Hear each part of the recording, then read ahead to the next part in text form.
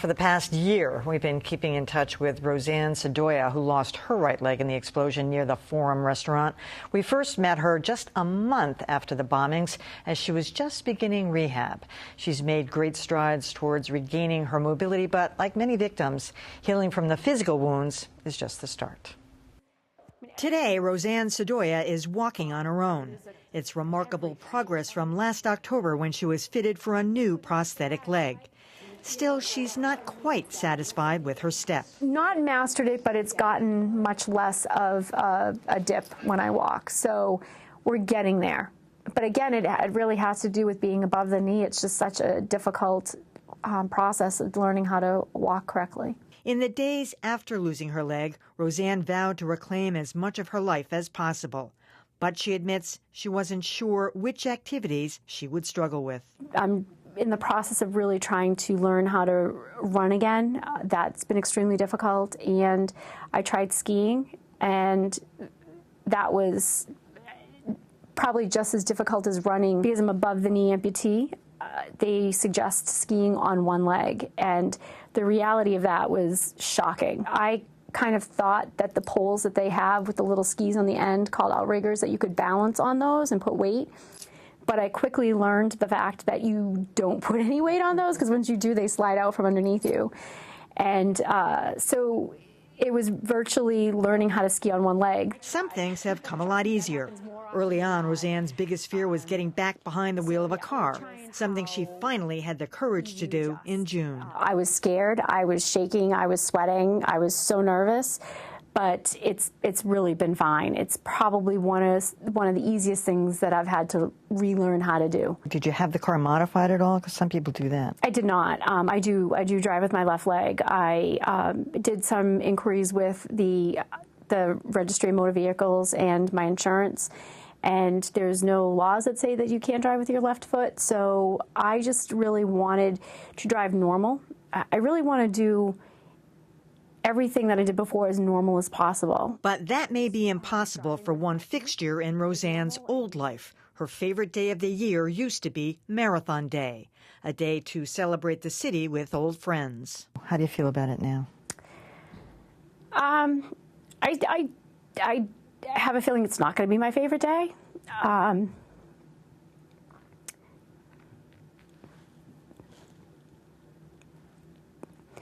am going to go. At least I'm RSVPing to the one fund in the BAA are having a safe location for us, and my goal is to be there. And I feel as though that I have to be there, because if I don't go this year, I probably won't ever go again.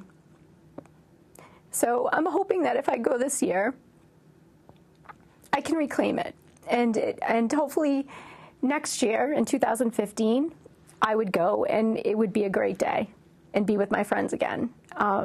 So we'll see. My goal is to be there. So this year, you're not going to do your traditional thing. You're going to be with other people that were hurt that day. Yes. Where the BA and the One Fund are offering us a location to go to.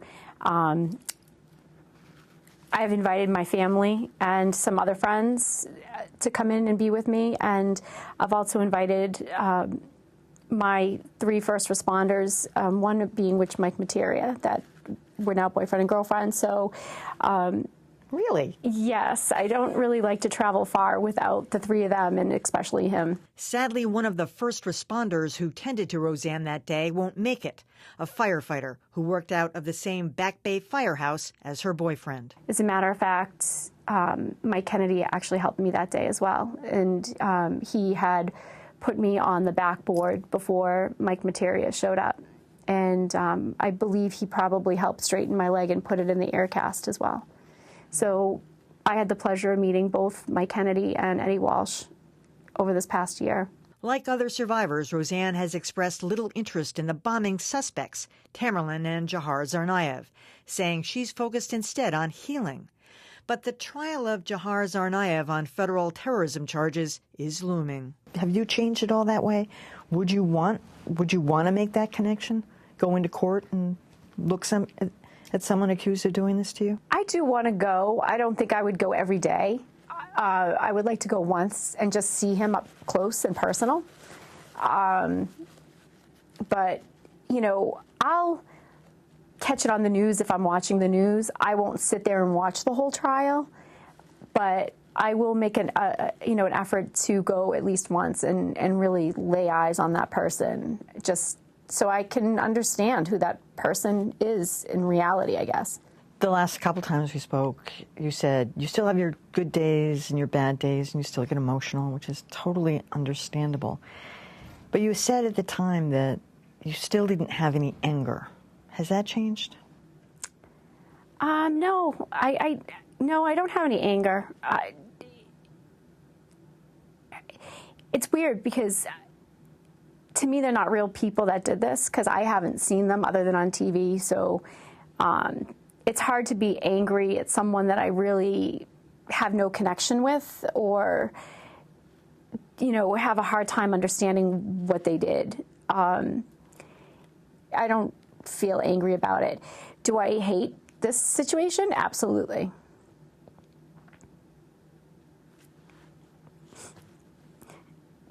But it's done, it's over with. So how can I just have to move forward?